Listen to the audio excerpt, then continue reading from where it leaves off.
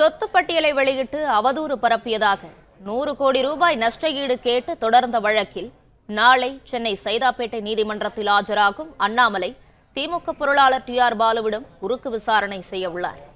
இதுகுறித்தான கூடுதல் விவரங்களோடு இணைந்திருக்கிறார் செய்தியாளர் ராஜகுமரன். வணக்கம். விவரங்களை பகிரலாம். பாஜகவின் மாநில தலைவராக அண்ணாமலை இருந்த பொழுது திமுக ஃபைல்ஸ் என்கின்ற ஒரு ஆவணத்தை வெளியிட்டார். அந்த ஆவணத்திலே திமுகவினுடைய பொருளாளர் டி.ஆர். பாலுவிற்கு 10,840 கோடி அளவிற்கு சொத்துகள் இருக்கின்றன. 21 நிறுவனங்கள் வெளியில் தெரியாமல் அவருடைய குடும்ப உறுப்பினர்களாலும் இயக்கப்பட்டு வருகின்றன என்ற அடிப்படையில் அந்த திமுக ஃபைல்ஸில் ஆவணங்கள் வெளியிடப்பட்டிருந்தன.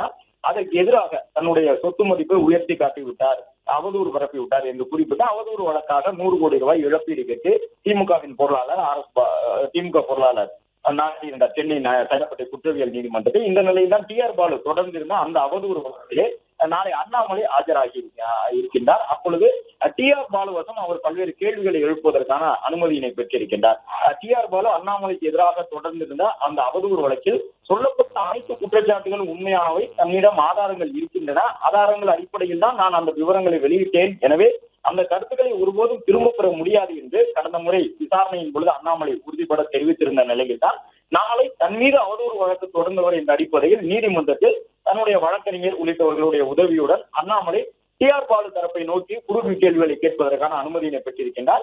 திமுக பொருளாளர் நாளை சைதாப்பேட்டை நீதிமன்றத்தில் ஆஜரானால் அண்ணாமலை அவரை நோக்கி அடுக்கடுக்காக பல்வேறு கேள்விகளை கேட்பார் என்று எதிர்பார்க்கப்படுகின்றது. பிளே ஸ்டோர் மற்றும் ஆப் ஸ்டோரில் இருந்து பாலிமர் செயலியை QR கோடு மூலம் பதிவிறக்கம் செய்யுங்கள்.